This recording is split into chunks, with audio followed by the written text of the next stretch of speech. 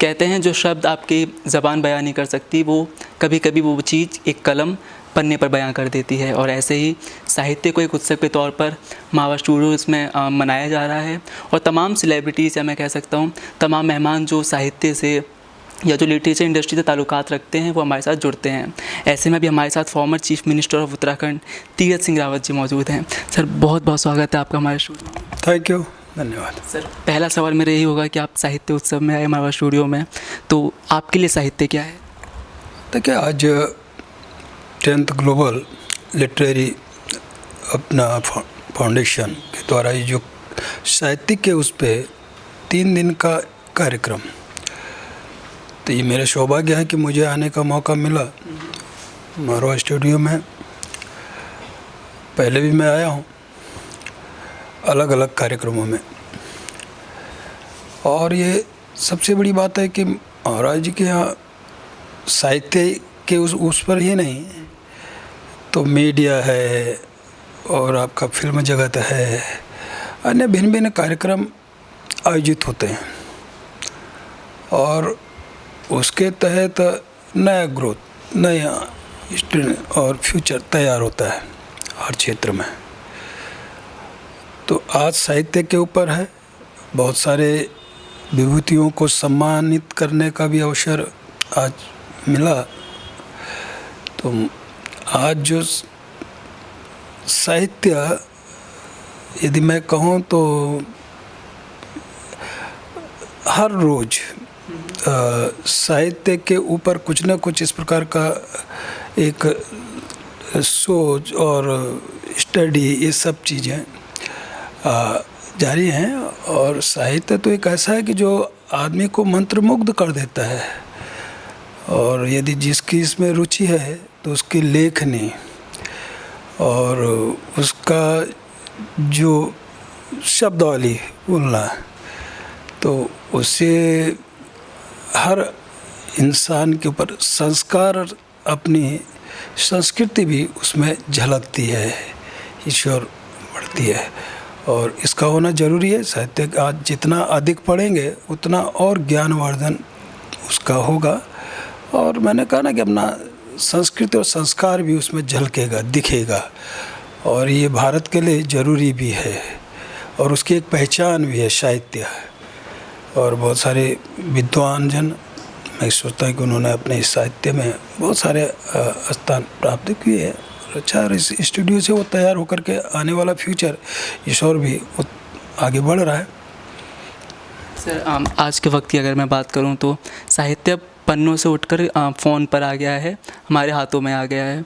तो आज की जनरेशन के लिए मारवा सर जो फेस्ट होते हैं उनको आयोजित कराते हैं, तो आप इन फेस्ट को, या मैं कह सकता हूँ इन उत्सवों को आने वाली जनरेशन के लिए कितना फ़ायदेमंद देखते हैं? मैंने पहले कहा कि मारवा साहब केवल एक मीडिया और फिल्म इंडस्ट्री जैसे उन्होंने एक यहाँ पे अकादमी खोली है, तो उसमें केवल यही नहीं, तो साहित्य और ये भी उन्होंने इसको बढ़ चढ़ करके इसको आगे बढ़ाने का काम किया है, और ऐसे स्टूडेंट तैयार किए हैं जो कि आने वाले समय में अपना उस साहित्य के क्षेत्र में जा कर के अच्छा काम और लोगों को भी इस तरह का जन जागरूक करने का काम करेंगे। तो साहित्य, मैंने कहा ना, अपने लिए तो है, लोगों के लिए भी एक अच्छा एक शुभ संकेत, और उससे ज्ञान ही नहीं तो अच्छा एक संस्कार संवादन तैयार होता है। और दूसरी बात कि साहित्य से बहुत सारी चीज़ें, अपना इतिहास जो हम लोग खो चुके हैं, और उसको भी कई साहित्यकारों ने ढूंढ के सामने रखा है, और जो फ्यूचर है, जो भविष्य हमारा है, वो जो जानता नहीं है अपना पुराना हमारा इतिहास क्या था, और हम कहाँ खड़े थे, और फिर उसके बाद कहाँ गए, फिर कहाँ खड़े हैं, और आने वाला फ्यूचर क्या होगा, यह भी साहित्यकार जो हैं वो अपने उसमें लाते हैं, और उससे अपना जो है लोगों के सामने रख कर के और वो प्रस्तुत करते हैं।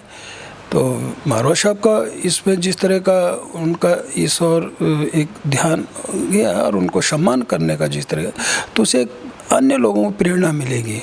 और सर आप राजनीति से ताल्लुकात भी रखते थे या अभी भी रखते हैं आप। सो अगर मैं बात करूं रामधारी दिनकर जी के बारे में, तो एक किस्सा मेरे को याद आता है कि एक बार जवाहरलाल नेहरू जी और रामधारी दिनकर जी साथ में चल रहे थे। तो जवाहरलाल नेहरू जी गिरने वाले थे, तो दिनकर जी ने उन्हें बचा लिया। तब उन्होंने कहा था कि जब जब राजनीति डगमगाई है तो साहित्य ने उसे संभाला है। आप किस हद तक इसको सही मानते हैं? देखिए, मैंने कहा ना कि आज जो मैंने कहा कि हमारा फ्यूचर और हमारा वर्तमान और हमारा भविष्य है, ये तीनों साहित्यकार जब लाते हैं तो समझ में आता है, ध्यान में आता है कि हम कहाँ थे, कहाँ खड़े हैं, कहाँ आगे बढ़ेंगे। तो ऐसे ही जब कभी भी कोई राजनीति में उतार चढ़ाव और कहीं भी किसी कारण कोई ऐसा एक सामने घटनाएं होती हैं, तो घटनाओं को साहित्यकार ही सामने लाते हैं और उन घटनाओं के आधार पर अपना लेखन, अपना जो है उसके द्वारा लोगों के सामने रखते हैं। तो उससे मैंने कहा ना बहुत सारी जानकारियाँ मिलती हैं। तो साहित्य मैंने कहा ये एक वो है जो कि हमारा एक आने वाला उसके लिए भी, और उसके लिए एक इतिहास है, पढ़ना है, वो इतिहास के रूप में आता है, लेते हैं। बहुत बहुत शुक्रिया सर हमें समय देने के लिए। थैंक यू, धन्यवाद। चलिए मैं आपके अभी आपको और भी मेहमानों से मिलवाता रहूँगा। जब तक देखते रहिए ARV 24/7 नोएडा।